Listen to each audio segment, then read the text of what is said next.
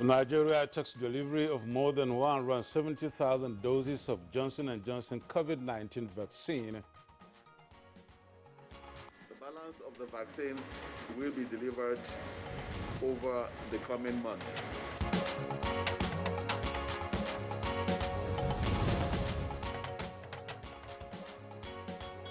Nigeria Center for Disease Control, NCDC, warns against more outbreak of cholera. Educate our people.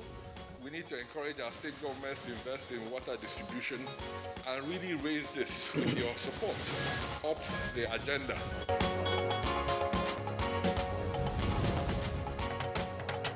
National Drug Law Enforcement Agency, NDLEA, apprehends a local illegal gun manufacturer and 3 bandits with AK-47 rifles. Definitely, this may not be the only manufactured weapon. We just chanced on this one.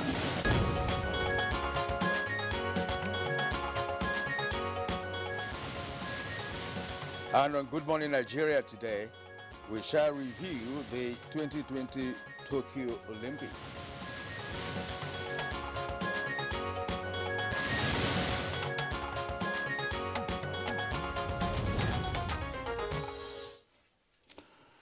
And the global pandemic of COVID-19 shut down the world almost faster than it could handle it. And even though virtually every sector of life was affected, slowly but surely life began to surge back, that is, into the world. And one of the few sectors that dared to challenge the pandemic and gradually return to its activities was the sporting sector. The Tokyo Olympics, 2020 Olympic Games, even though delayed by 1 year amidst rising cases of COVID-19, eventually held and was concluded in Tokyo, Japan. It is not news that 2 athletes from our own team, Nigeria, registered their names and that of the country on the medals table with a silver and a bronze. And now, Nigerian, while the games were held without the ambience of screaming and cheering fans in the stands for very obvious reasons, this did not in any way stop the athletes from various countries from putting in their best in the myriad of events at the games.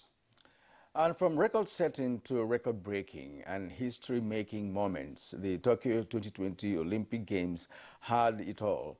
And speaking of history-making moments, Team Nigeria's Blessing Oborodudu became the first ever Nigerian to win a medal in the wrestling event at the Olympics. And she went all out for gold against a formidable champion, Tamira Mensah-Stoke, but couldn't get Mensah back to the ground. Hence, she got for Nigeria what many now call the golden silver medal. Also, African champion Ese Brume gave her biggest jump yet at the Olympics to cement her spot in history with the bronze medal as the 3rd woman after Chioma Ajunwe and Blessing Akpagbere to win a medal for Nigeria in the women's long jump event. While the narrative may seem good thus far, there were some grey moments for Team Nigeria, with the track queen Blessing Akpagbere getting a shock suspension hours before her 100 meters final race by the Athletes Integrity Unit, AIU, for testing positive to what they termed human growth hormone. Yusuf, I've not heard of this before. What we're used to has always been, enhancing drugs that have been banned by the Olympic organizers. But this time around, you said the hormone growth. I wonder why that was so critical. No, that could be a new term there and a new discovery anyway. But all the same, the duo of Itsekiri Wishoritse and Enoch Adegoke, he couldn't make a podium finish in the men's 100 meters. The same was the case with Divine Odu and Rada Oduduru, who crashed out in hits of the men's 200 meters hurdle. That is, Queen Tobiloga Amusun, after blazing through the qualifying rounds, somehow could only manage a 4th place finish in the women's 100 meters hurdles. Other medal hopefuls like Blessing Adekuroye, Ebuka Enekwechi, Funke Oshonaike, Eden Ofiong, Elizabeth Ayanacho, including the basketball teams, could not make it through the group stages of the Olympics. Eventually, both silver and bronze medals won by Nigeria gave us a 74th place finish. But while there were failures and disappointments, a few great impressions were made, like Esther Toko, who, against all odds, qualified for Nigeria's first ever rowing event, and swimming teenage sensation Abiola Ogunbowun, who caught the attention of the world when she finished first in her first heat with a personal best of 54.47 seconds in what was her debut. Now, the games are over, and the next host city, Paris, will be looking to welcoming the rest of the world once again in 2024. What are the lessons to be learned from Tokyo 2020? How does Team Nigeria hope to improve on their performances going forward? And what must be done to ensure that sport is giving the priority it deserves in the country? All these and more we shall be discussing on the program as we review the just concluded Tokyo Olympics. Kirian Umayo, welcoming you to another edition of Good Morning Nigeria, and we are reaching you live on the network service of the Nigerian Television Authority. And I'm Yusuf Nadabu Usman. I also join my colleague Kirian in welcoming you to the program. And just like he indicated, we are live in our Abuja studio in Nigeria's capital, Abuja. As usual, we shall bring you some of our complimentary segments in the course of the program. And for now, here is our colleague, Comfort Ahmadu, with the morning news. Hello, Comfort. Good morning, Yusuf and Kirian, and good morning, Nigeria. Here's the morning news. Nigeria will roll out the second phase of vaccination against COVID-19 pandemic on Monday, 26th of this month, in the midst of increased cases of the Delta variant of the pandemic, which the Minister of Health says has not reached up to the level of consideration for a lockdown. Already, 176,000 of the Johnson & Johnson vaccines have been received, which will soar up the number of those who have already received the jab, and a landmark towards achieving the country's target of 70%. We have to use stringent review of the approved vaccines. Once we approve them, that doesn't mean we're going to just take them when they come. They come with information. We take samples at the airport, cold room, and we analyze in our lab, because we want to be sure that what we read in the dossier actually matches what we are testing. Please make sure that you take the AstraZeneca vaccine if that is what you took for the first dose. If you took first dose as AstraZeneca, please take the second dose as AstraZeneca. And if you're going to take Moderna as your first dose, also take it as your second dose. Many of us have dropped those critical measures that we need to carry out. We see events happening all over the country. We see very few people wearing masks. The consequences will be obvious, unfortunately, unless we go back to some of these restrictions. So it's a moral question. I'm telling the young people that this is not a time when everybody else is rising to defend their country. You say you are going on strike. Whatever it is, the reason, some of them just, some of them don't look so just, some of them easily can be solved, others are not easily solved. And Nigeria has also taken delivery of 177,600 doses of the Johnson & Johnson COVID-19 vaccine out of the 29 million doses expected. Executive Director, National Primary Health Care Development Agency, Dr. Faisal Shaib, while receiving the vaccines at the National Strategic Cold Store, Abuja, said the target is to vaccinate people in the hard-to-reach areas. The Johnson & Johnson COVID-19 vaccine is a direct purchase by Nigeria's federal government through the African Union program. Will be delivered over the coming months. Because it is a one-dose effective vaccine, these doses will be focused on those who are in the hard-to-reach areas. That is to say, the riverine areas, desert communities, security compromised areas, and also the elderly. Is to say to all people in Nigeria, Last week we received the Moderna vaccines. Today the Johnson & Johnson vaccines. Next week we will receive more AstraZeneca vaccines. They are coming in on a regular basis. This is the time to step up and get vaccinated. And still talking health, 31,815 deaths already recorded across the country. And Director General of the Nigerian Center for Disease Control, Chikwe Hekwazu, is warning that the cholera outbreak is killing more Nigerians now than COVID-19 through non-adherence to health regulations.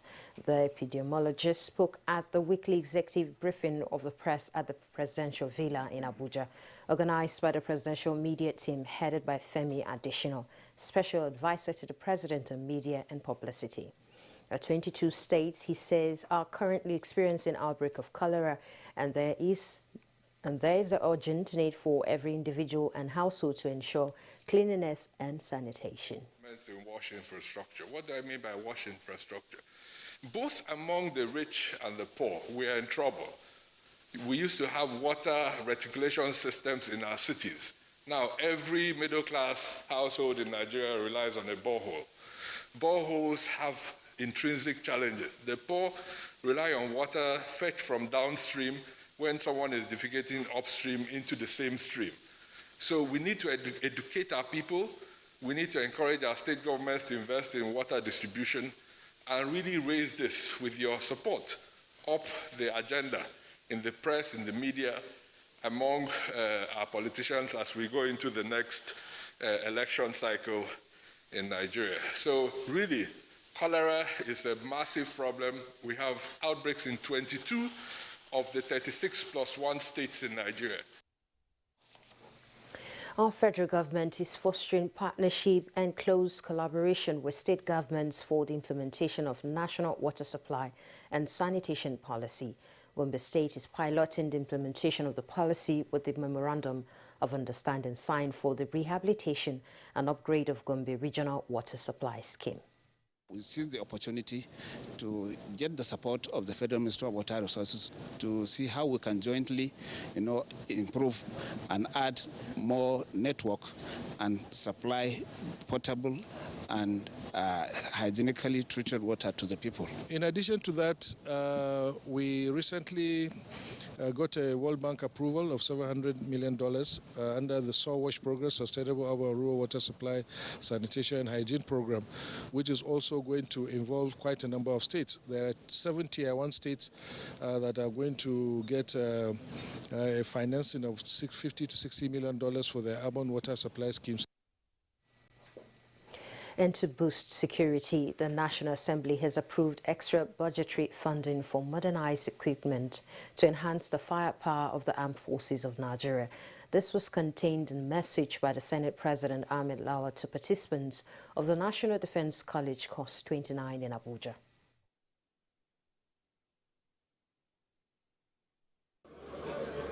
This Assembly has approved budgetary funding for modernized equipment to enhance firepower, counter-improve explosive devices, intelligence, surveillance, target acquisition, reconnaissance, and also communication. Some major advances at the National Defense College in the past year.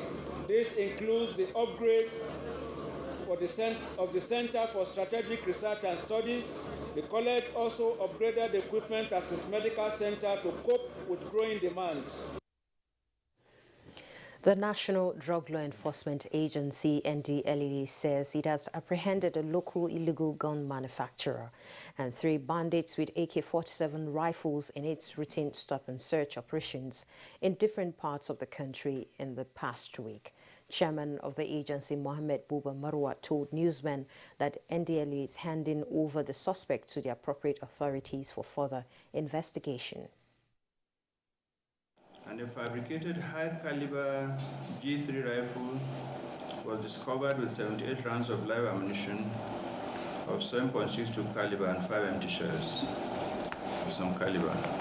Definitely, this may not be the only manufactured weapon. We just chanced on this. The Nigerian Center for Disease Control and CDC has announced 753 new cases of COVID-19 in Nigeria within the last 24 hours. The breakdown of the new cases from 14 states indicates that Lagos State tops the daily statistics with 364 new cases. Akwa Ibom recorded 141, Oyo 74, Rivers 46, Abia 38, Ogun 24, Kwara 20, FCT 12, Ekiti 10, Delta 9, Edo 6, Plateau 5, Imo 3, and Bayelsa 1. With this development, Nigeria now has 180,661 total confirmed cases of COVID-19, out of which 166,560 patients were treated and discharged, while the death toll is now 2,200. That's the news for now. The program will continue with Yusuf and Kieran right after the break.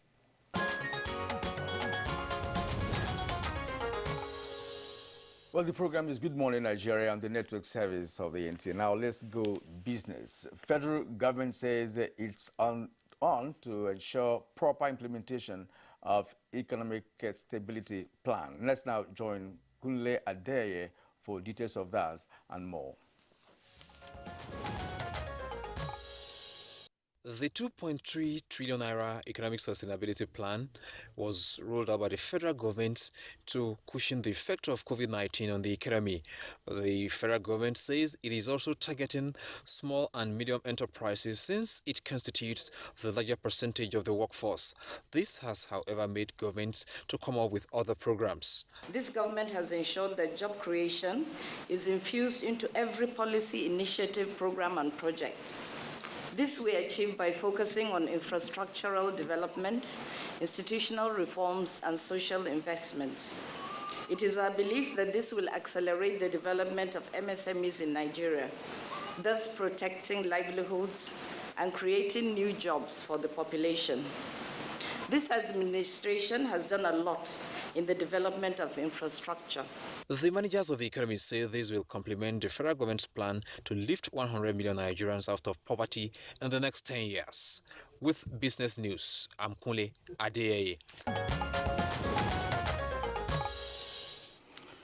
Well, many thanks, Kunle Adeye, for the business package. Up next is the newspaper review.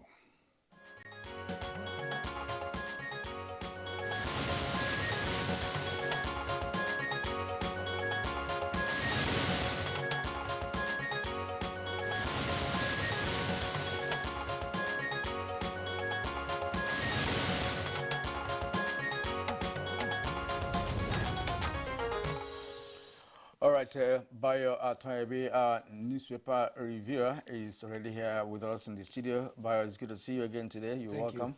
Thank you. Kirian, good morning. Good morning, Yusuf. Good morning, Bayo. Good morning, Nigeria. All right, Yusuf, we have just you have the Daily Trust. Let's get started with the Daily Trust. Okay. Yeah. All right, the Daily Trust newspaper. Nigeria, not high debt risk nation, according to DMO. Buhari visits Tinubu in London. That's on page 4. Why Nigeria is yet to defeat insurgency. That's according to General Akilu. The story is on page 31. Now, the lead story on the Daily Trust newspaper, motorists groan over hiking registration, license fees. With the 4 riders, Lagos confirms increment, condemnation in Rivers. Drivers reject increase in Kaduna and Taraba. Kano yet to implement. We are not responsible. That's a federal safety call. Now, the photo story on the Daily Trust newspaper actually showed the devastating effect of flood in Bauchi State. As a matter of fact, it was so devastating that many lost their homes and other items. Now we have Bauchi flood death toll rises to 13. 1,600 houses, 5,000 farmlands, all destroyed. That's on page 31. Now, at the foot of the Daily Trust newspaper, INEC suspends e-voting machine procurement. It's on page 33. Former President Shagare's widow dies at 80, buried in Abuja. That's on page 4. Bandits hired from Zamfara to kidnap me. That's the released Niger State Commissioner of Information. Bandits hired from Zamfara to kidnap me. That's on page 4. Yusuf? Okay, let's take a look at the Punch newspaper this morning. On the Punch newspaper, on the front page, we have at the top, above the masthead, some few stories. And these include insecurity, kidnapping, attacks, hampering data collection, says NBS, that is, National Bureau of Statistics. To get the details of that on page 19. And right under it, we have a story still on page 19. Bank chief executive officers threaten forex fraudsters with arrest and prosecution. Bank CEOs threaten forex fraudsters with arrest and prosecution. That's on page 19. And still on page 19, we have federal government hikes vehicle number plates, driving license rates by 50%.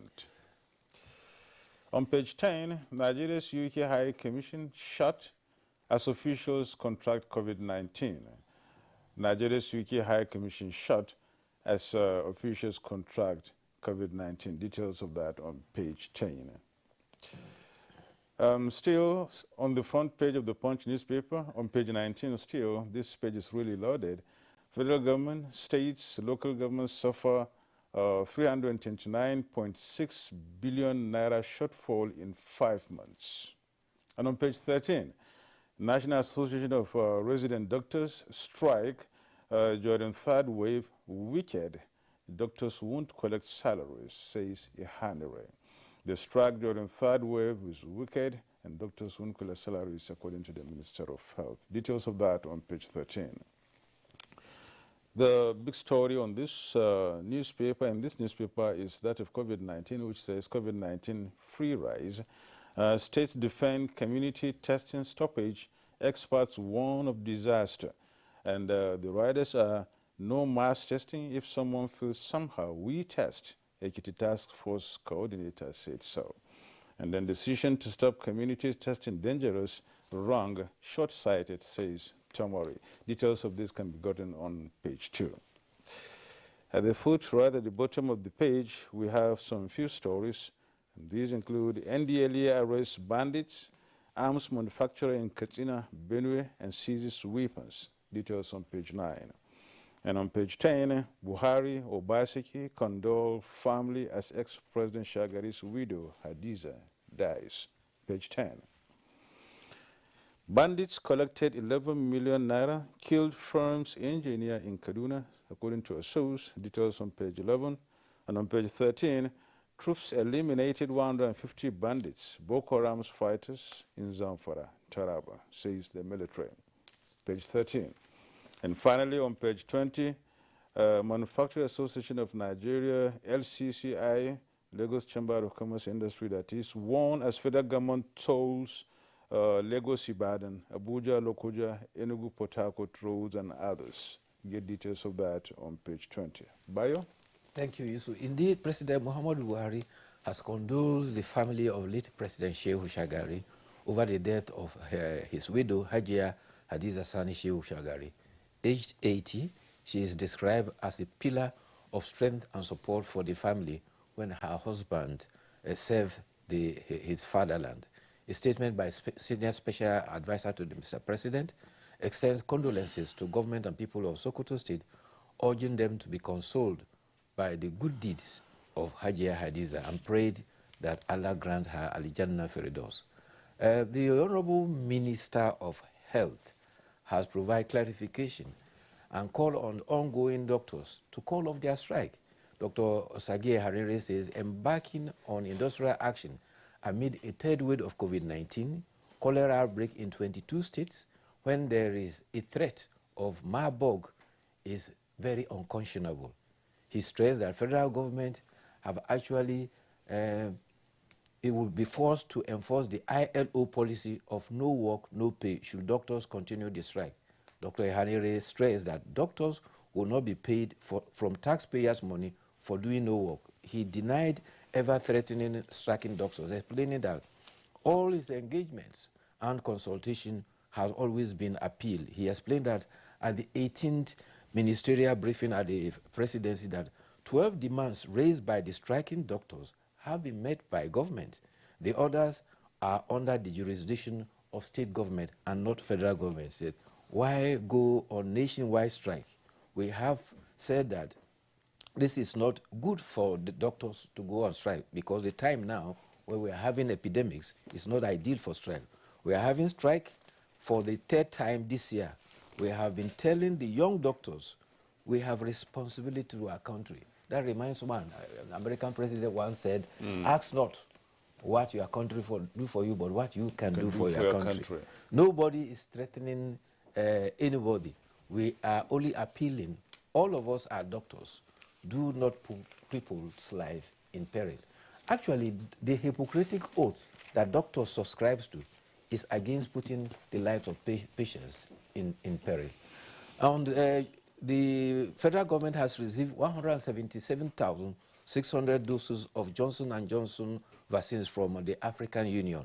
The Executive Director of Nigeria Primary Healthcare Development Agency, Faisal Shaibu, says that this is part of the 29,850,000 doses that is to be procured through the African Export-Import Bank. The single dose of Johnson & Johnson will be focused on the hard-to-reach riverine, desert, and security-compromised areas, as well as the elderly and the frail. AstraZeneca and Moderna require 2 doses, while Johnson & Johnson is just a single dose. However, the World Health Organization has confirmed that all the vaccines are efficacious for COVID-19. Nigeria High Commissioner, as you read there, in the United Kingdom, has been shot for 10 working days. This is sequel to the fact that when the officials went for a meeting, they found that one of them had tested positive. And the High Commission directed that all officials should be tested. Another was also found to have tested positive. Accordingly, the High Commission is shutting for all to be isolated for 10 days. And the High Commission regrets any inconveniences that may be caused by members of the public. On the war against insurgency, Defense Headquarters has said that they have neutralized bandits in Zamfara and also insurgents in Taraba State. Operation of the air component of Hadarin Daji has stormed Koyambana Forest as well as Sububu Forest in Zamfara State. 123 bandits have been neutralized, and in the process, the troops were also able to hit the hideouts of the bandits, and 27 Boko Haram terrorists were also neutralized in parts of Taraba. 51 terrorists were arrested, 3 collaborators were nabbed, and 35 assorted arms, including 1,051 ammunitions, were recovered. Furthermore, there were 29 abducted civilians that were rescued by the military. And in Niger State, the Commissioner for Information, who was adopted from his country home, has been released. There are speculations in Daily Trust that members of his family contributed and paid some ransom. Government in Niger State, particularly the governor, says he was not going to pay any ransom for the commissioner, especially that he cannot, that cannot satisfy his conscience when pupils of Tegina Islamic school that were abducted 2 months ago are still in captivity. The commissioner surprisingly says that Allah has promised to test people with challenges. He says he has forgiven those who kidnapped him. But he was also saying that while he was leaving, the kidnappers were apologizing, saying that they were contracted. That is an aspect of it that is very dangerous. Yes, they were contracted to kidnap him. Exactly, and those who contracted the kidnappers are non-kidnappers, which means that some people are collaborating with kidnappers. If one could hire kidnappers from Zamfara to travel as far as Niger State to kidnap a commissioner, and the details of that was also saying that they told the kidnappers that the governor gives the commissioner 200 million naira on monthly basis, that they should collect 200 million naira or kill him. Right, but it's good news that the kidnappers repented, you know, and they did not do that. They've confessed and did not do that.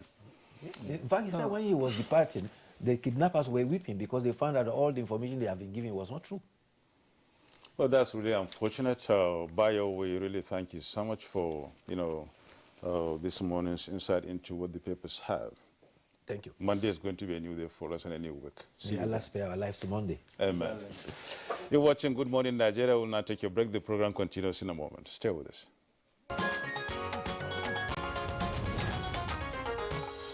Well, thank you for staying with us on Good Morning Nigeria. And as a prompt for our conversation this morning, which is on a review of 2020 Tokyo Olympics, let's take this background report put together by Oyemi Ajayi.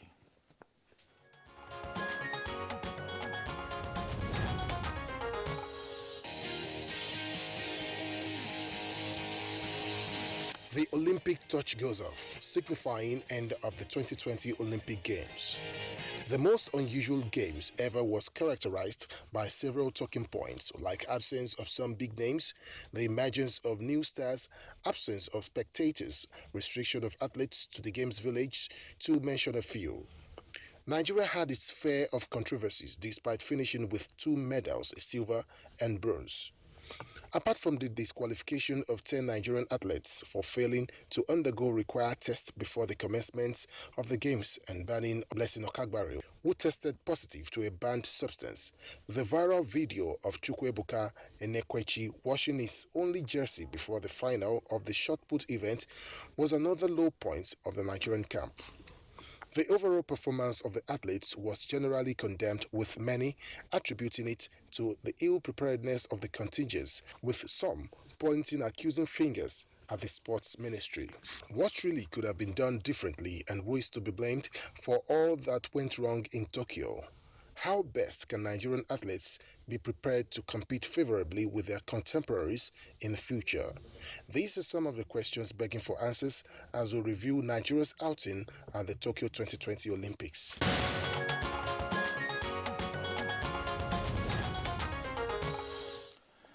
And joining us to discuss the topic, first let me introduce here in our studios Jacob Jeje Oyekale, a sports analyst. It's good to have you join us this morning on the program. Yeah, thanks for having me. All right, and from our Just Network Center, we have Abdurrahman Ibn Mohammed, sports consultant and former general manager, NTA Sports. Good morning and welcome. Kilian, good morning. It's good to see you today. And joining us via Zoom from Yenagoa, Bayelsa State Capital is Blessing Oborodudu, Nigeria's first wrestling Olympics medalist. Thank you for joining us. Thank you, and I'm happy to be here. And still joining us via Zoom too from Benin City, Edo State, where is Ese Brume, Nigeria's Olympics women's long jump bronze medalist. Welcome to Good Morning Nigeria. Thank you for having me.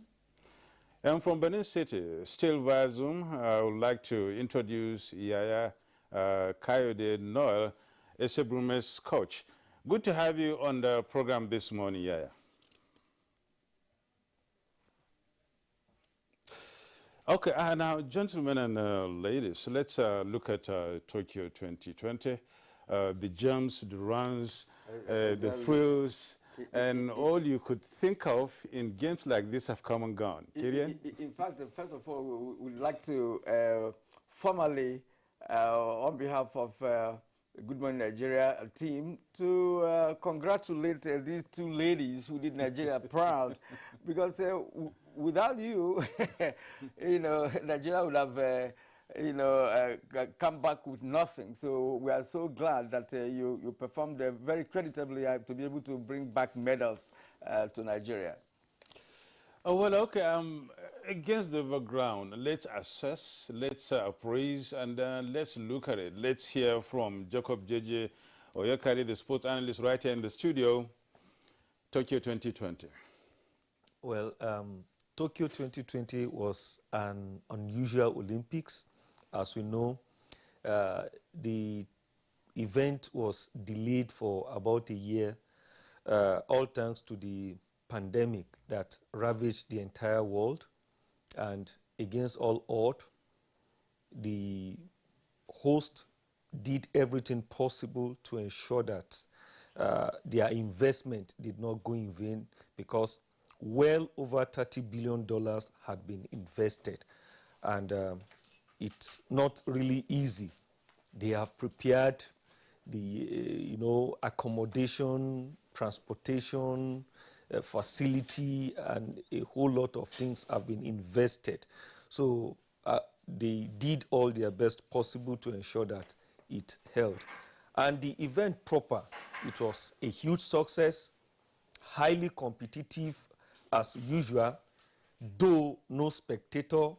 We have to begin to adopt the new normal all across the world, and every contingent from every country had to keep to themselves.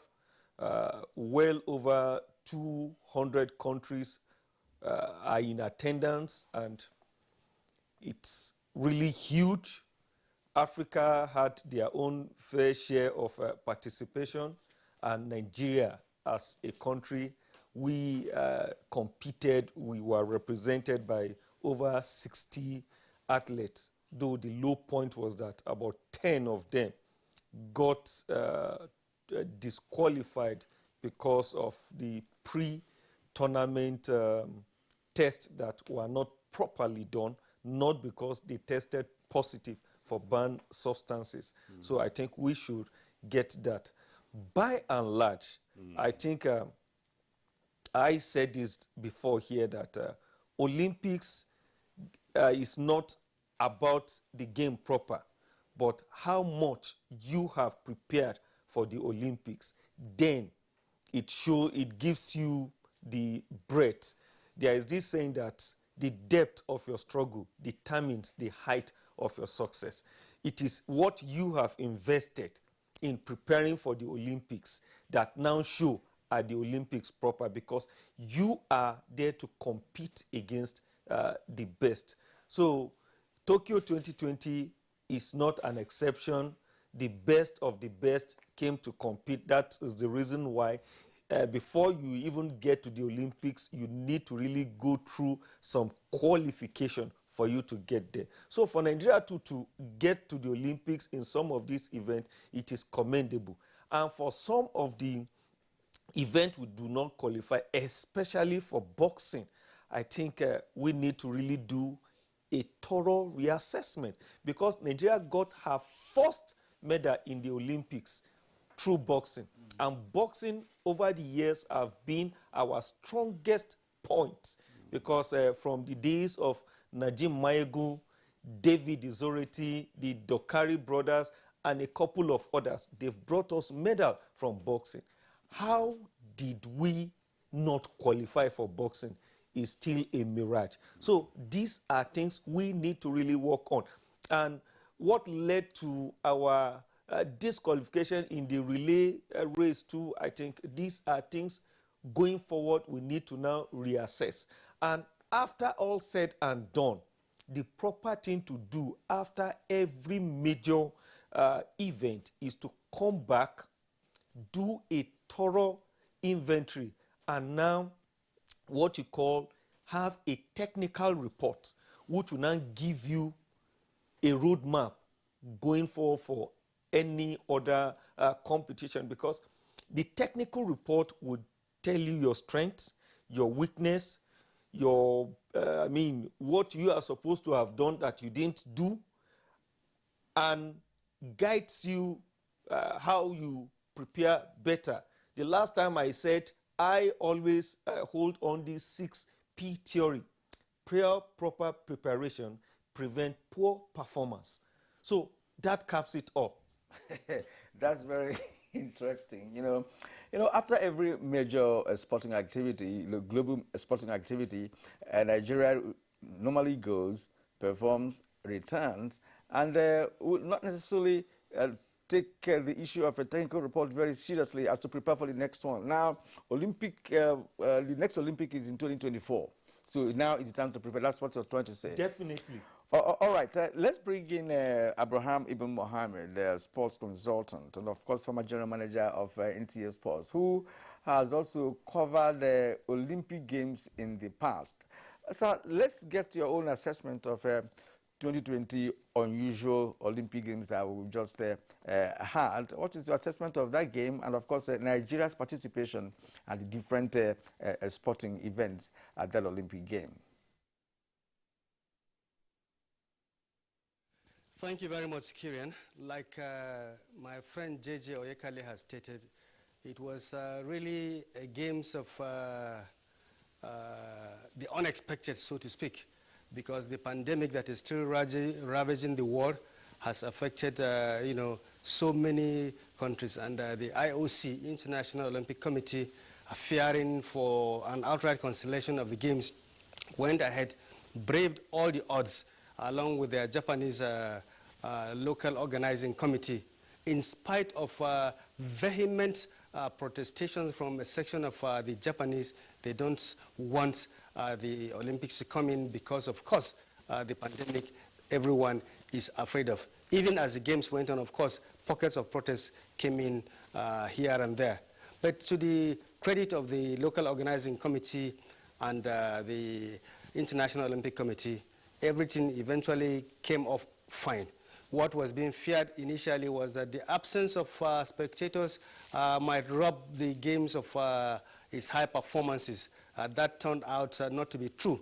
I do remember that here on Good Morning Nigeria, we had prognosed that the absence of spectators would not necessarily impact negatively on the standard of performances. And I think eventually we were proven right. The 100 meters, that is the blue ribbon events of the athletics events, for both men and women came off very beautifully. In fact, bringing in unexpected heroes and expected heroines. The American-turned-Italian Jacobs surprised everybody by claiming a first-time gold, and at the standard well below 10 seconds, very impressive. And of course, for the lady, the Jamaican Ellen Helen Thompson did what a lot of people could not have done. She defended both her 100 meters sprints and 200 meters sprints, and the standard again very, very high. But let us discuss exactly what concerns us for Nigeria. We had expectations of somehow brilliant performances, and we were not really far off. But the bane of our participation has been what JJ Oyekale just stated in his, is it 5Ps or 6Ps? Prior preparation, prevents poor performance, something like that. Those who really worked hard, the elements went with them. A few of us, of our athletes, we are unlucky. The wrestler Odunayo was very, very unlucky, just like the hodler. But for Ese Brume and Blessing Oboro Dudu, and I must say I am very pleased to share a platform with them. That reminds me of my days in the trenches covering sports. It is an honor to be with the women who have come together to put Nigeria's name on the medals table, giving us a first medal in wrestling. And of course, as a Brume, we know that from my exploits at the World Championships in Doha a year or two ago, we knew that she belongs there at the top. And with a little bit of luck, perhaps she could have even gotten a medal up there. But kudos to them. In terms of preparations, in terms of articulating our sporting policies, yes, this is where we really need to do the homework. Graciously, the sports minister, Chief Sunday Dare, has accepted to take the blame for practically everything that went wrong. He's been very gracious because he came in just about maybe 2 years or so ago when preparations for the Olympics ought to have started long before then. Like Oyekale has stated, usually since there is a four-yearly cycle, the preparations ought to have started immediately. But we seem to be used to, fire brigade measures in this country. The sporting associations, some of them have been at war with themselves, and, only the ones that have been in peace with themselves have managed to put us, up there. S.A. Brume should be taken as a singular person along with her coach. But the Athletics Association has been really in trouble. It is unfortunate that Blessing Okagbare, was reported to have tested positive. But more importantly, those 10 athletes that, were disqualified for, not adhering to pre-competition testing, that responsibility falls squarely on the authorities running Nigerian athletics. And it is probably because they have been at war with themselves that they did not bother to take care of the fact that there are procedures to follow. One of the special assistants to the sports minister is an acclaimed world athlete, Mary Onyali. And an advice ought to have been given much, much earlier that out of competition tests for short and short period ought to have taken place. And that is unpardonable. And I think some people really need to be made to, answer for this, because it was a national embarrassment. Some of the athletes, because for no fault of theirs, they were disqualified. We are so vexed that they held protests outside there in Japan, bringing the name of the country into disrepute. Someone ought to be made to answer for this. But looking at the positives, Blessing Oboro Dudu, God bless Chief Daniel Igali, the Bayelsa State Commissioner for Sports, who incidentally doubles as the chairman of the Nigerian Wrestling Federation. Because there is peace, there is, focus in the wrestling world, and Daniel Igali knows what he is doing. Someone who has been an Olympian, a gold medalist for Canada, deciding to come back home to make sure that he puts Nigeria's name up there. You can see the contribution of the Bayelsa State government there. You can see the expertise and the commitment of Daniel Igali. That is what has brought Blessing. Unfortunately for Odunayo, she got there.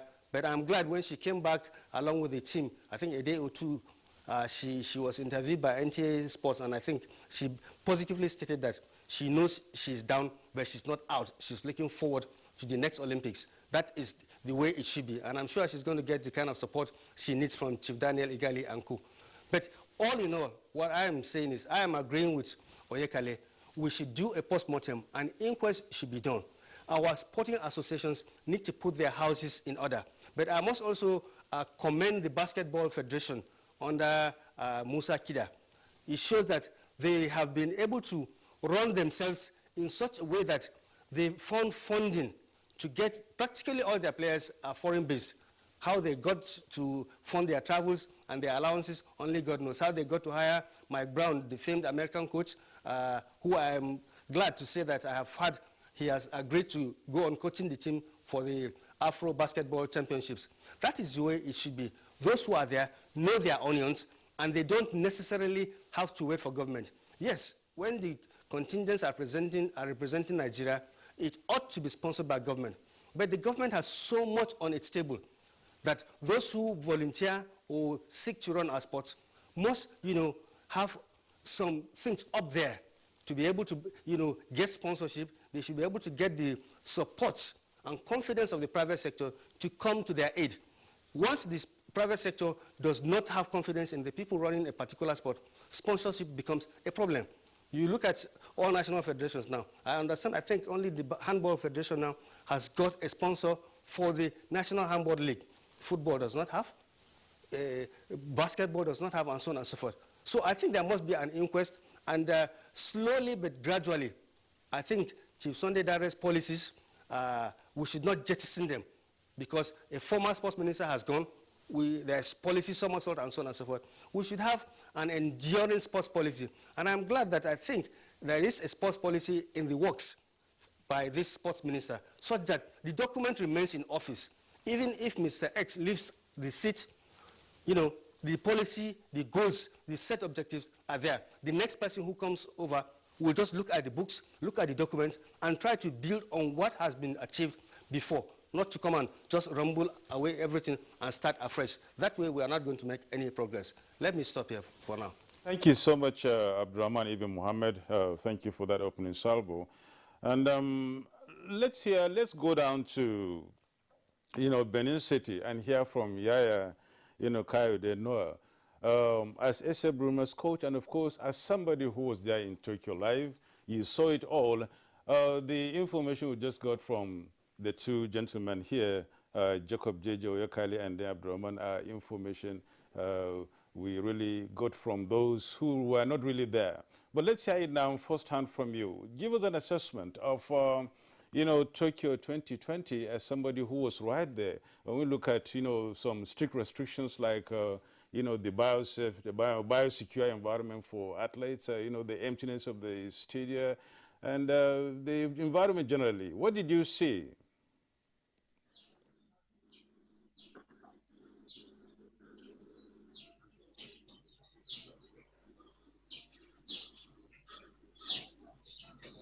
Hello?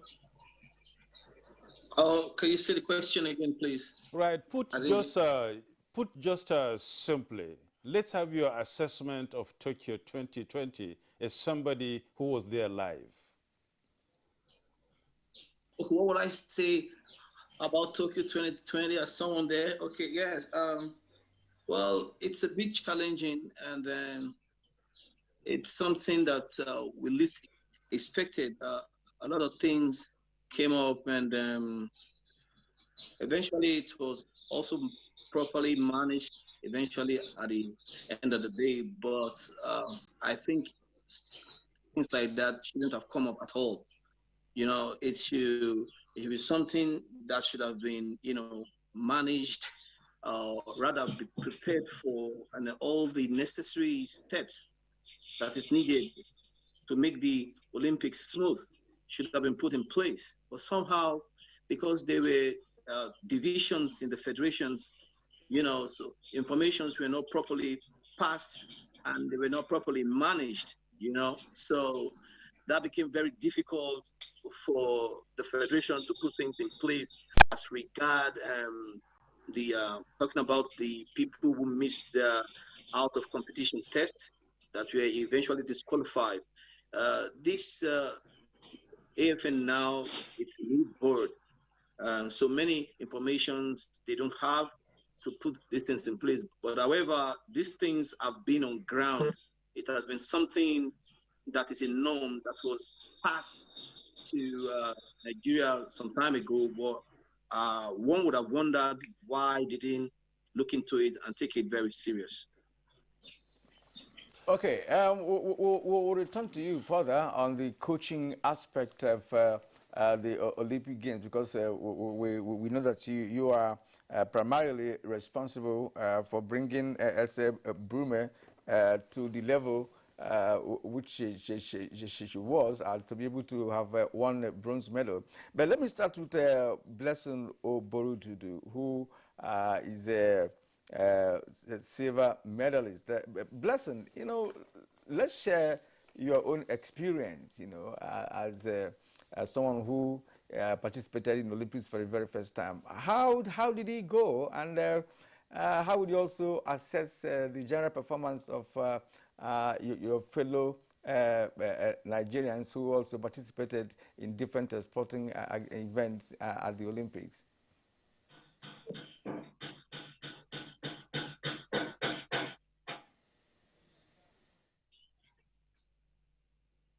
Tokyo 2020 Olympics, despite pandemic, I think we did extremely well because it was better than last Olympics. We got silver and bronze medalists. And yeah, the Nigerian athletes have some challenges, but my focus was on how to get a medal. So I don't let that to disturb.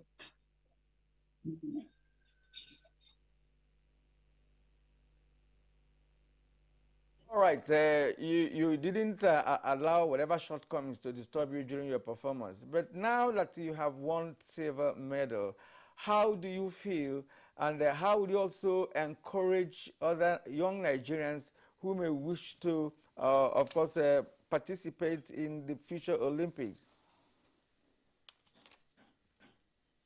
Yeah, I feel excited being the first, making history for myself and my family, also for my country. So I feel so excited. And my plan for upcoming wrestlers, although I have some plans for going back to my secondary school, I have something of catching them young, and also for my preparation for the Commonwealth Game next year. Oh, well, thank you so much. We'll get back to you much later in the course of the program. Let's hear now from, Ese Brume, Nigeria's Olympic swimming long jump bronze medalist. We've been trying to really establish and then really lay the background, see what really transpired in Tokyo. They just concluded Olympics where you came up with a bronze medal. Let's have your experience. Let's share your experience and let's hear what you would say about the whole fiesta itself. How did it go with you and of course your colleagues, Nigerians and some other athletes around the world?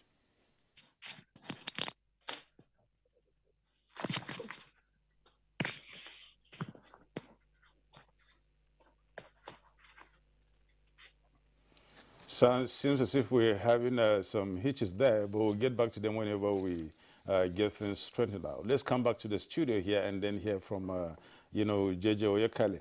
We've been trying to see how much and how far and how good we've been in this whole year. You, in your own opening salvo, you mentioned some, aspects where, the sports federation in Nigeria, the sports ministry, and indeed Nigerians should come in and then look at it. Because after every other, game like this, there's going to be a postmortem of it, and then see why the wrongs are, and then make it right, why the goods are, we improve on them and consolidate on them.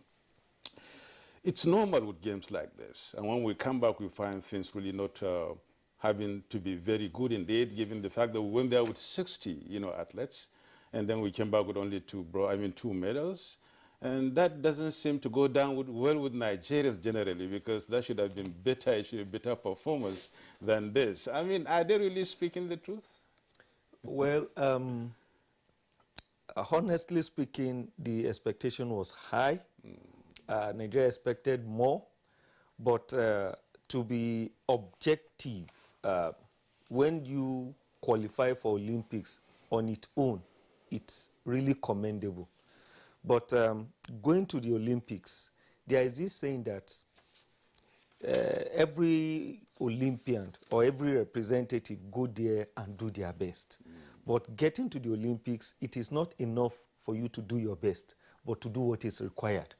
And what is required is getting a podium finish. And that is what will leave your name on sands of time. Looking at it and having a thorough forensic analysis of those we actually took there, our medal hope should circle around maybe 6 or so. Mm-hmm. One of the strongest person that could not really get there was Odunayo, because in her category, she has been oscillating between 1 and 2. It was quite unfortunate, and somebody described it as an accident that happened because she was actually leading her opponent. But by and large, we shouldn't be too disappointed, owing to the fact that our preparation was not really the very, very best. Because if we are preparing for Olympics, it is a 4-year cycle. But the sport minister over the last 1 year had ensured that everything must be done for us to participate in the Olympics, including ensuring that the National Sport Festival went ahead, because the minister sees sport as one of the avenue to really keep youth away from unrest and violence. So he ensured that the festival goes on so that we can participate in the Olympics. And looking at it, Olympics is about, for example, if you are competing in athletics, there is this targeted time. For example, if you are a man running the 100 meters, if you are not running sub 9 seconds, you shouldn't hope for a medal. And for women, if you are not running sub 10 seconds, don't hope for a medal. And if you are a shot put thrower, for example, and you cannot throw up to 20 meters, don't expect a medal. And that is the expectation. And that is the yardstick for you to put in every of the competition we are going to. So that was why I based my own analysis on maybe 6 medals, Odoayo. I have a faint hope in the basketballers because the way they improved, even their pre-tournament competition, they defeated the US, the almighty US team, and the caliber of players we took to the Olympics. You see Nigerian players, doing a 3-pointers from a very far distance and doing the dunking game. So with that, you are seeing them rubbing shoulder with the best. You understand? And again, the other person that we have hoped for, I've mentioned 3 now. Yeah. The other person is Blessing Okagbari. The form had been very, very massive. Very, very massive, along with Enoch Adegoke. So those are the 6 medals I had really drawn up as a person that if we had made that 6 medal, we should be very contented. Unfortunately, we couldn't make it, but we had 2. So, which is still commendable because it is better than our last 2 performances. You understand? So it is a very commendable one, even if it is not what we expected. It is not what is required, but they have done their best. And I want to even use this avenue to really congratulate both Blessing Oborodudu and Ese Brome. History will always remember them. That is because they have not only done themselves proud, but they've done the country proud. For Ese Brome in particular, after that youth games that she was discovered, I saw her as a prospect. And that was when I said, this girl will really go far. And she had not disappointed. So I think what Nigerians need to do now is, by the time we check what we have invested in this athlete, we will know that they have really done their best. For example, what is our reward system? There are countries that their reward system for a gold medalist is as high as $135,000 for gold medalist. Singapore gives $737,000. So what are we saying? And even South Africa here. You understand? So $7,000. What is our own reward system for a gold medalist? So you see what would be the motivating factor for this athlete to go out there and compete. So meaning that we need to really work, one, on our remuneration and the reward system of this athlete. It is really very, very important. We saw athletes of Nigerian descent making the podium finish for other countries. That is because they felt that their bread would be well buttered there. The pastures is greener there. So we should make it very, very attractive. And that is why we have been saying that sports is a big business, and we need to go beyond recreation and entertainment and make it a big business. Because when you win medals, investors come and invest. And the reward system must be good for you to attract athletes, because they should be able to, at this stage, when a country like a Bahrain and Nigeria call an athlete, some of them would not think twice, because the reward system, they are getting there.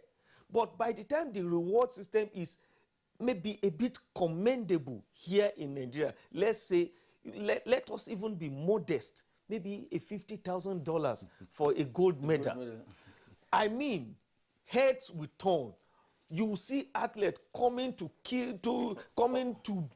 do everything possible. Right. All right, JJ, let's pause you because we are now through to S. Brume, who has not spoken to us this morning. S. Brume, let's share your experience at the Olympics. We know that there are shortcomings with respect to the unusual Olympics that we had, but people like you were able to break even and, of course, come back with a medal. What was your experience, as you competed with other athletes from around the world? Well, it was an amazing one. Though at first it was kind of like hectic because some of our athletes couldn't compete because they weren't texted before the competition, the Olympics.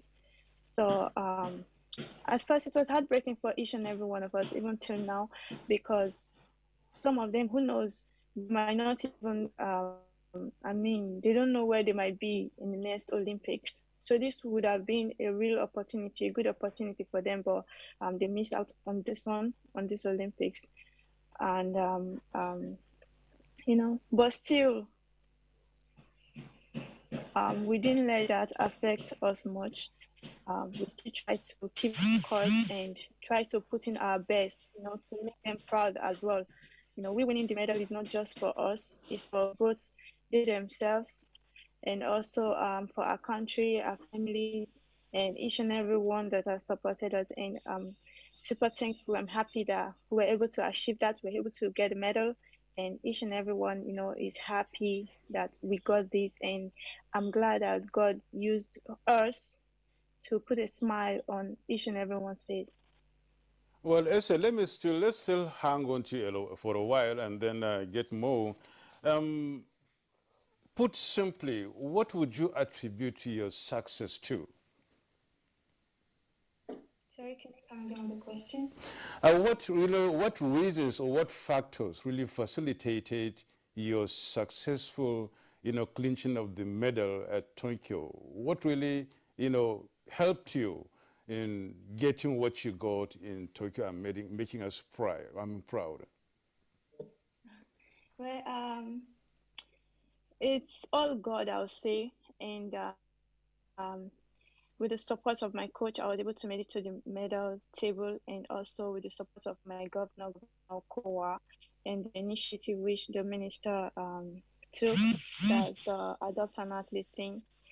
Though it came late, but it went a long way as well, and also though in the process I was injured, but my coach tried to take my focus away from the injury, and then I tried to keeping on trying to take each and every step of my training.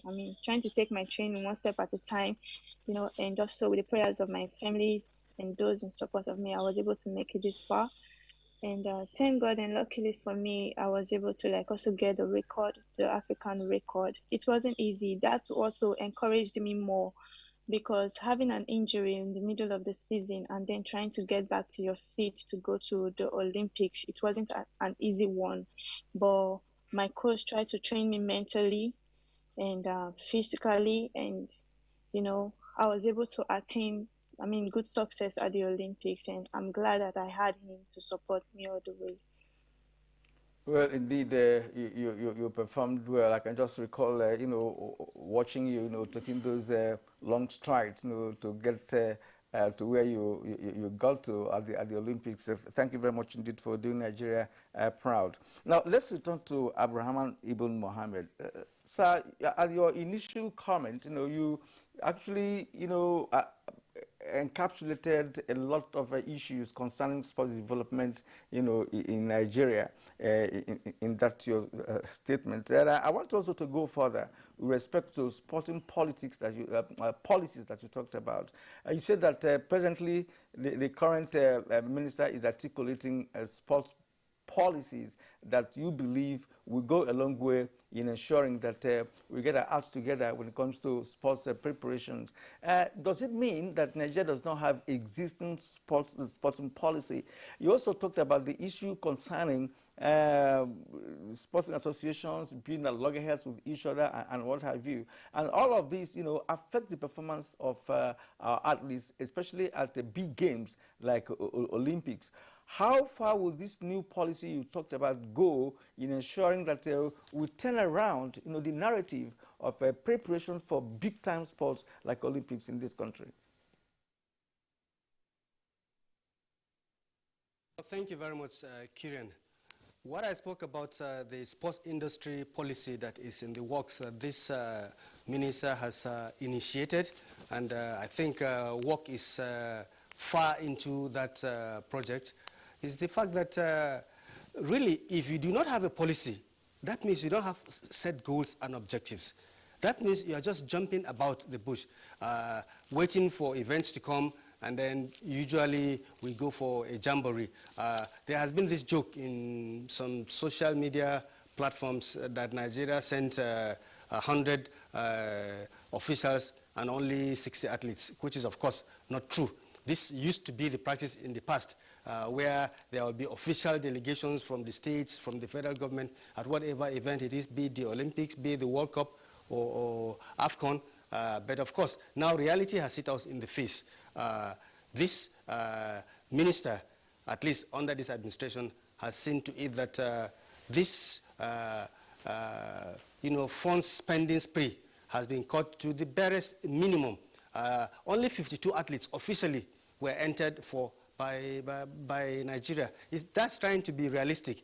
Apart from the analysis of 5 or 6 medals being expected, like Oyekale tried to explain, the others that were put into the teams, it is because the different federations and the ministry wanted them to gain experience, looking forward towards them getting experience so that we can build upon that for the next, maybe African Games, for the next Olympics, so that they can reach a point of maturity. Some bit of potential has been seen in them, and so that is why they have been in the team.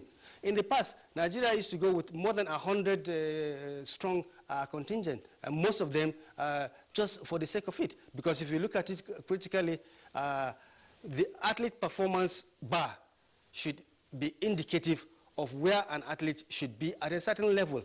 Look at the age of the athlete, look at the performance level of the athlete. All these are technical issues. But when you have a 30-year-old athlete who has not met the minimum level of qualification, you put him or her into a team because of patronage, that is surely just waste of funds.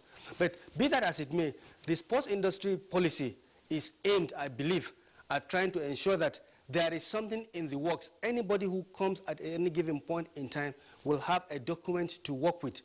And this document is supposed to be developmental in nature so that there will be progress. Not that if I leave office as sports minister and Yusuf comes in, he will jettison whatever I have and start all over. That means people will start building all over the time, building afresh, and you never see any particular project to fruition. Part of that sports industry policy, I believe, along with that sports industry policy, is this policy that the minister has brought in. S.A. Brume just spoke about that, adopt an athlete policy. This is in realization of the fact that everybody expects the federal government or the federal sports ministry to, carry the burden of Nigeria's representation at major sports events. And like I did say, it is common knowledge, the government has too much on its table. It needs to be assisted. This adopt an athlete policy is such that when a given potential is identified that can go far, an organization, a government organization, a wealthy individual will, take the burden of government for the training and touring expenses of that athlete, health needs and so on and so forth. Once that athlete knows that he or she can be catered for, can be taken to grade A competitions where he or she can get experience, and improve on his or her performance along with his or her coach, there will be a progression. And quite a number of athletes, like Brume herself, has been adopted by, I think, her state government Governor Okowa and co. The same thing has been happening to Oboro Dudu and co. And quite a number of athletes like the young 100 meters runner, Divine, and Enoch Adegoke. These are things that we will eventually see the fruits in the next couple of years if they are, allowed to carry on, so that the government will be left to concentrate at a given point in time. When it is time to take the national flag to the Olympics, everybody knows that lands squarely on the government's shoulders. But in terms of training, and other things, along with the adopt an athlete policy, I would love for the ministry to, go back and look at what the late Isaac Akioye and co did in terms of sponsoring Nigerian athletes to go to school in the Americas, to go to school in the USA, to go to school in Australia, where the sports facilities, are there, the training facilities are there, so that improvements can be, measured. You do your academics. Hold both volume keys for 3 you do your academics, improve, and you do your athletics or sports programs and improve. Along the line, this is where we had the likes of Davison Ezinwa developing, Olapade Adenikan developing, the likes of Hamid Adios developing. This used to be. Why can't we go back to that? If we are finding it difficult to upgrade sports facilities in our schools and so on and so forth. In fact, on one of our sports platforms here, I think the Sports Parliament, some time ago, we mourned the fact that these days, even schools, private schools are being allowed to come up without playgrounds. You have schools without playgrounds. Where would you get the youth to, develop? So all these are things that need to be mapped out and put down in black and white so that nobody veers off. Only if we do such that we will now start to look at a point that Oyekale and I think Yusuf brought about a reward system. We are trying to put the cart before the horse. If we do not prepare the athletes properly, there is no amount of reward system that will ginger them up. There is no amount of reward you are going to give an athlete who has failed to make a qualifying time, even if you put $100,000 as reward for gold medal for an athlete who cannot run sub 10 seconds for that person to go and win an Olympic medal. That is just not going to be possible. So we must do it one step at a time. And I keep saying, I'm not patronizing the sports minister, but if the policies and the goals and objectives that he's trying to enunciate are put on ground, this is what the Ministry for Youth and Sports is responsible for. Any minister who comes in can only maybe fine-tune, but the major goals are there so that we keep developing, and eventually whoever comes to get the glory, all of us will be the better for it. It's not going to be this minister's business, that minister's business. And again, the state sports councils come in now.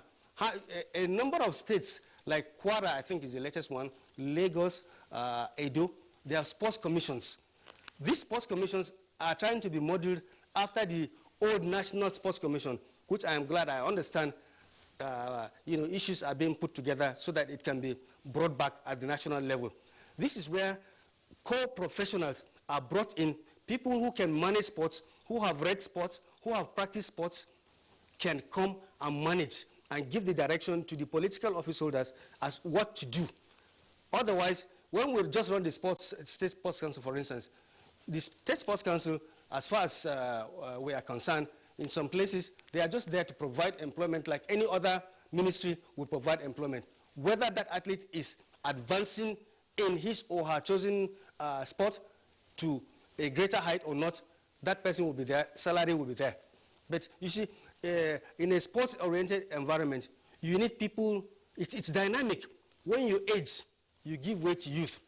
But in these days, whether you age or not, you are sitting down there until your retirement time comes. No, that's not the way it should be. Many thanks, Abdurrahman Ibn Mohammed. Let's hear the views of Yaya Kayode Noel, and of course that of Blessing Oborodudu too. I'm talking about training here. We're looking forward. We're looking forward to a better outing next whenever we're going to go out on Olympics or any other sporting fest nationally or internationally. Let's hear from Yaya. The two athletes who brought, fame to Nigeria and win, medals to Nigeria, Blessing and then Eshe, were, really benefited from IOC's training grant, I believe. And they really made good use of that, which of course you can testify. And the two gentlemen here, JJ Oyekali and of course Abdurrahman Mohammed, are hammering on the fact that training is key and getting them very much prepared is very, very important for the athletes and of course moving forward. What would you say about training in Nigeria and how do we really improve on that in order to really clinch more medals whenever we go out? Okay, thank you very much. You see, I'm going to speak as a coach because the thing is, a lot of people don't understand what it takes to perform. It takes a lot, I mean a lot, to perform at high level. I'm talking. Oh, it seems you've lost that. Let's hear from Blessing Oborodudu. We don't see people. Okay, yeah, continue. Can you hear me now? Okay, all right. So you don't see the kind of training these people take. You don't see the kind of facilities these people use. The kind of Medicare these people use. You don't see the kind of nutrition these people take. So it's easy to sit down and say, these athletes didn't bring medal, that athlete didn't bring medal. It is not so. If you want to beat more, you put him in the race. You want to get things done, you go get it done. You don't wish for it. These athletes who qualified for Olympics, they sweated tears and blood. It's a very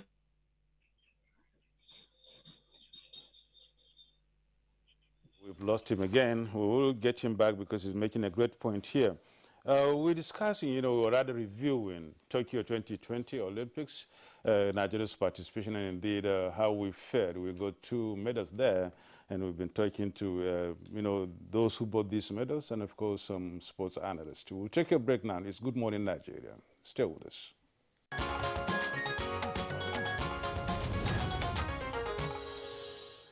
You're welcome back and thank you for staying with us. This is Good Morning Nigeria. We're still doing some analysis on the just concluded Tokyo Olympics as it affects Nigeria. Now let's return to Yaya Kayode Noel. Kayode, you, shortly before we went on break, you were talking about the importance of training and provision of essential facilities required to, of course, build quality athletes in Nigeria. Please go ahead. Okay, so like I was saying, it takes a lot to prepare for Olympics, for a high octane meeting like the Olympics. It takes 4 years. It takes so many things to put together. Like I was mentioning, that's about facilities, the Medicare, the nutrition, and other, technology that we don't have. Personally, we have worked hard personally on our own. Most of the times we spend in the United States training and paying for all these facilities. So these facilities are not free. You pay for them. You can imagine paying $1,400 for rent per month, and you've been there for 10 months. Talk about Uber, feeding, then medicals, and then internal travels for mini competitions to keep you. Well, we are still having hitches along the line of communication with Noel. Let's pause him for a while now and return to the studio. JJ, there's need to talk about this issue of, disqualification, of athletes. The major aspect, the major one actually is that of the lady whom everybody had hoped on for a gold medal, who was qualified hours before the 100 meters race. And of course, the issue is that she had muscle enhancing substance, as the case may be. What should be the reason for this? Does it mean that she does not know that the substance she took has been banned, or that there's no supervisory rule of those in charge to understand what she takes? How come such a person of that caliber in sporting events be disqualified hours before she took the race? I think the language was she was suspended, not that she was disqualified. And that is because what she was actually suspended for was it's an hormone that is being generated from the body. Mostly it is not because of what you take. Maybe some other things can actually trigger it, yes, but it is generated from the system.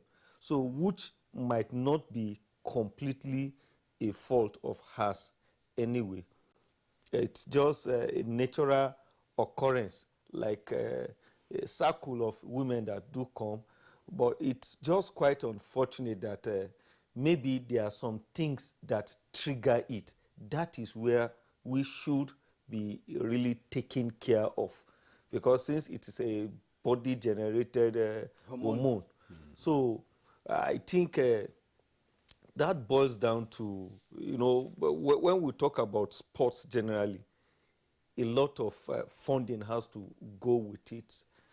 A nutritionist, therapists, and a whole lot of the medical doctors that will carry out testing time after time. Then what you take that can now trigger the generation of such an hormone. That is because this is an athlete that has been competing the last 15 years. She has not been caught using any banned substances. So it is not at the twilight of her career that she will use a banned substance. It's just quite unfortunate that it occurred at a period whereby she stands a very, very, very good chance of making the podium.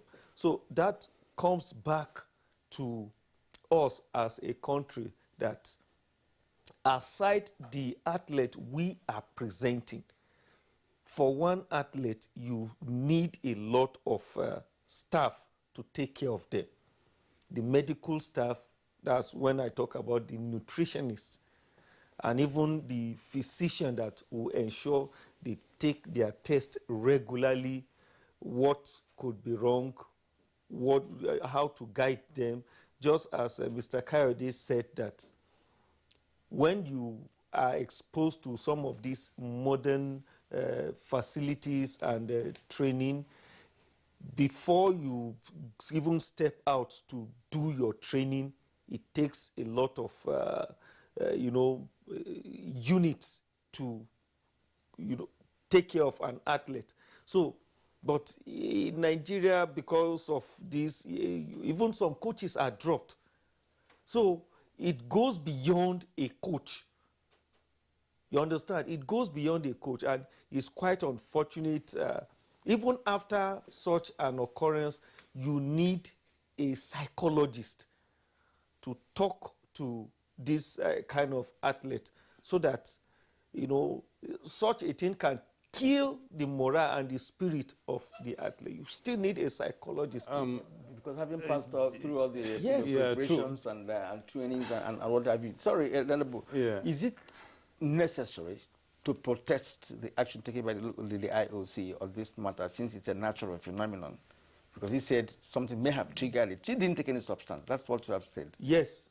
Like, it was like said then that maybe she can call for another test so that she will be able to participate. But it takes a very long time for the test to come out, and they do a lot of analysis.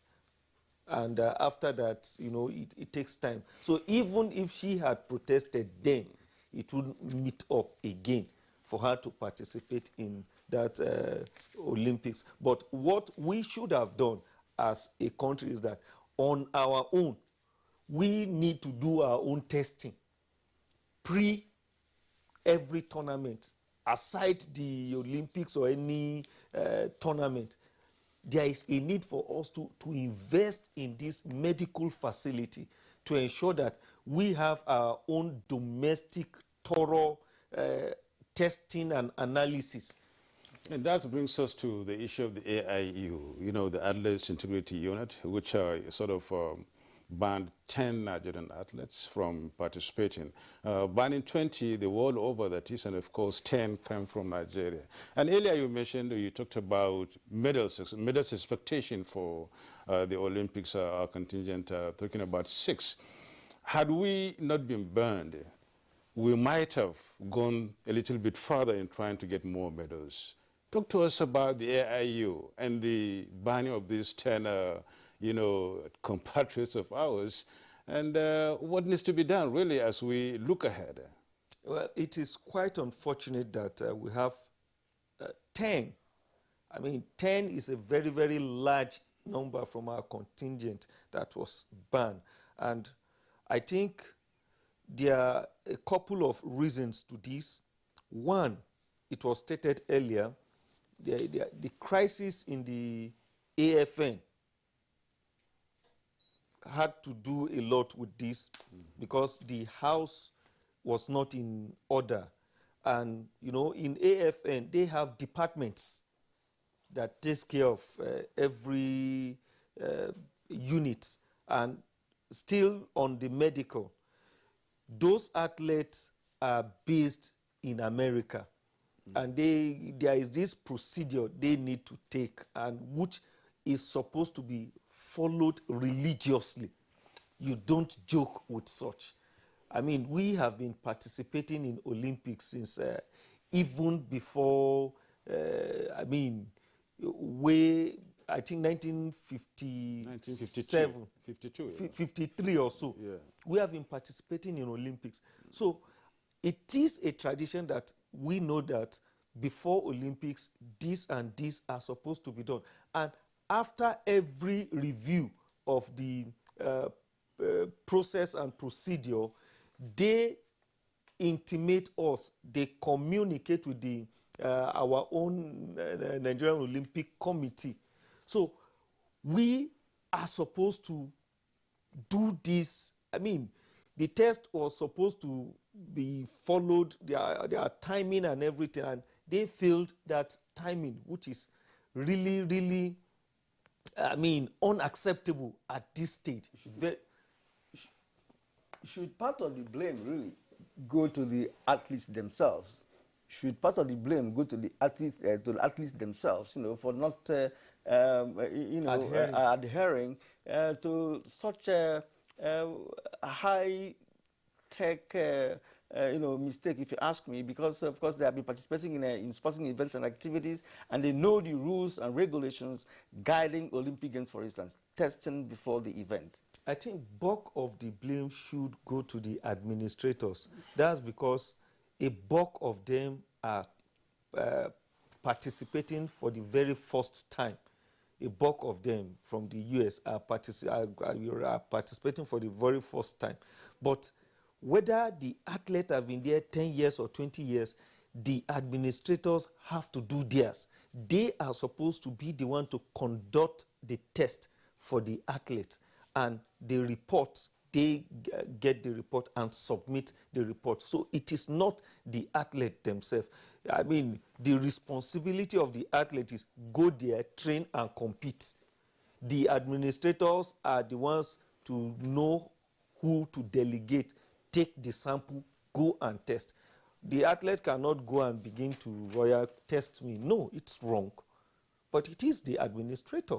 And in administration, you have this triangular structure, and that comes back to where we have some fault in this country. That's our sporting structure. the sport minister have been really doing his best, Chief Sunday Dare, to ensure that he put us in the sport in a proper structure. But a lot of things are awkward. They are wrong. Now, for example, whether the minister is there or not, or his tenure elapsed or not, the structure runs, and we know as a matter of policy, this follows after this. B is after A. And C is after. B. So that's how it's supposed to be. Okay. Oh, thank you so much, J.J. Oyakale. Let's go back to, Blessing Oboro Dudu. We are almost rounding up this program, and we really need to hear from you. What are your dreams and targets moving forward? What do you really want to really achieve moving forward in subsequent games and festivals as they come? Sorry, can you come back again with the question? Okay, let me just come back to this side. Olympics is 4 years ahead from now. Are you aiming at gold? Hello? Hello? Hello, can you hear me now? Yeah, I can hear you now. Okay, what's your target moving forward? Yeah, like I said, I have some plans.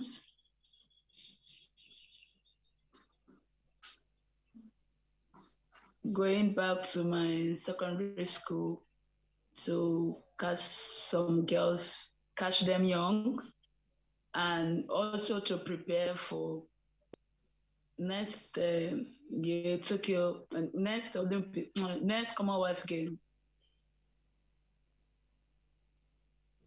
It's indeed a good idea to go back to your secondary school, and help the younger ones to grow like you have grown. Let's also hear from S.A. Brume. Going forward, what is your plan? Of course, there are other games ahead before the next Olympics. Thank you. I'm going back, to develop myself more, to work with my coach, especially to work on the areas where I knew that I actually lacked for now. And also, I'll be going to the States for, to prepare for other competitions that will be coming up before the next Olympics, which is the Commonwealth Games and also the World Championship. And I'm hoping that we'll be able to get support from other sectors like the private sectors and from the government as well, because it won't be easy for us. It won't be easy for us supporting ourselves alone, to competitions. Before this Olympics, it wasn't easy for us, but thank God we were able to get the Adopt an Athlete thing, which was initiated by the minister, and it helped us a long way. And we're hoping that we'll be able to get sponsors as well to help us. To get them early enough, so we'll be able to, develop ourselves with those support, and hopefully by the grace of God, we are able to perform better than what we've done now. And also, we are looking forward we are hoping that what happened at the previous Olympics, this last Olympics, shouldn't happen next Olympics, because so many of the athletes were devastated because of the situation, and some of them might be, frustrated to the extent that they may not even want to do the sports again. But if we're able to get support, each and every one of us are able to get support, from the government and also from private sectors, I think it will help go a long way to help these athletes, not just myself and Blessing, to help these athletes as well, to prepare for the next Olympics. Well, many thanks, Brume. Let's hear from you. What's your parting statement on this very issue of Olympics and sports in Nigeria? Okay. like as I was saying the other time, I was just talking before the network went bad. It takes early commitment, early commitment, because a journey of 1,000 miles begins with one step. And it's important that these steps are recognized. Every one step is important. It's like a puzzle. If one of the puzzle is missing, the picture will not be clear. And these are very sensitive matters because sports is a means of taking the youth out of social vices. It even reduces the labor. In the United States, you have people who can sing, who can dance, who can do sport. It makes the labor market easy. Like people just graduate and they get a job. It's easy for those ones. But those who have ability and talent, the atmosphere provided for them has helped and nest them early enough. So they won't be bothering themselves. Majority of them don't even go to college. They just end up with the gift and talent that they have because the environment has produced the atmosphere for them to optimize and maximize their potentials. Now, it's not the case here, and it can be, it can be the case here if only we take these things very seriously. More so, it is important for us to also understand that this is also a means of foreign exchange. It brings funds to the country. I mean, you could imagine the stars in America and see how much funds that brings to the country in terms of endorsements and every other thing. So preparation and preparing these athletes is a huge gain for the country. Yeah, Kaide, no, thank you very much indeed. Time is not on our side at the moment.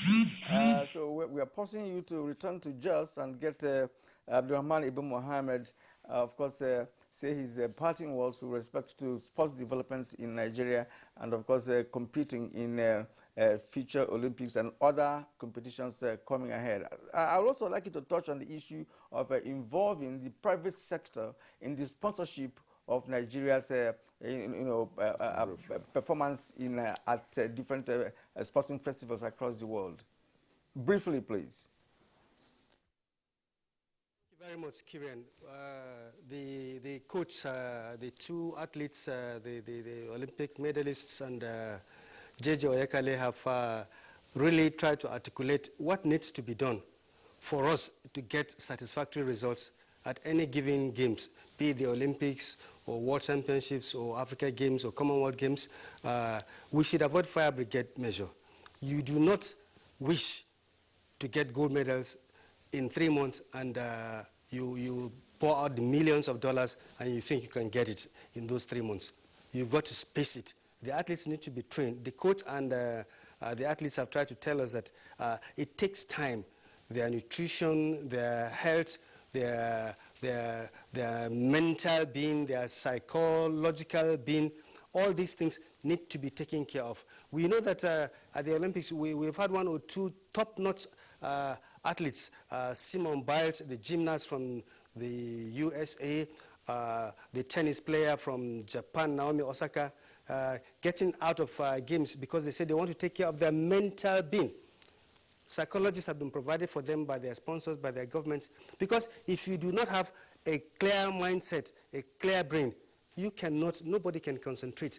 So these athletes need all the support that they can, and it takes time.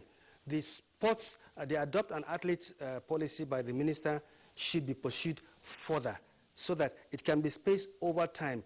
There is 3 more years now to the next Olympics. The Commonwealth Games are coming before then. Probably the Africa Games or World Championships will come before then. We don't go back to sleep now. We don't just rest on our hours. The potentials that have been discovered, those that have the potentials to work, those athletes that were unfairly disqualified for no fault of theirs, the authorities should work on them. Those of them with the potentials, the plan of action should continue. If we cannot do it here, obviously we do not have the facilities. Those of them that are in the US, who are in school in the US or they are in Australia, adequate support should be given to them.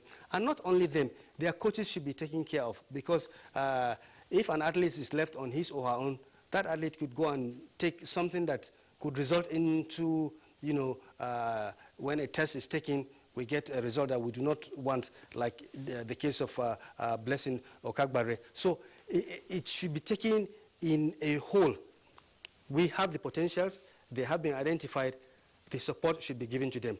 And lastly, for the private sector to come to the aid of Nigerian sports, I think the government should try to articulate a policy alongside the sports industry policy, whereby leading private companies should come to the aid of Nigerian sports. We see that, for instance, if we take the case of South Africa, their cricket team, their national cricket team, their national rugby team, they enjoy sponsorship of the highest order from corporate organizations that are South African based. We have leading corporate organizations here that are making use of our population. We have the population, and that's why they are here. They are making money, they are making profits out of our people. They should try to pay back some of that through sponsorship. But like all right. All right, the program is getting more interesting now that we are rounding off the show for today. Abdulrahman Ibn Mohammed, sports consultant and former GM NTA Sports, thank you indeed for your insight into this conversation. All right, and Jacob J.J. Oyekale, sports analyst, we are indeed glad you are here this morning. We thank you indeed for your contribution. Now, Blessing Oborodudu, thank you very much. Nigeria's first wrestling Olympic medalist, thank you indeed, and once again, congratulations. Ese Brume, Nigeria's Olympic women's long jump bronze medalist, we also appreciate you and congratulate you once again for doing Nigeria proud. Thank you indeed. Yaya Kayode Noel, Ese Brume's coach, thank you for your coaching job, but of course your advice will be taken by the relevant authorities with respect to coaching of athletes in Nigeria. Thank you all for being part of our show this morning. It's been wonderful. Well, thank you so very much, Mr. Medalist. See you on Monday.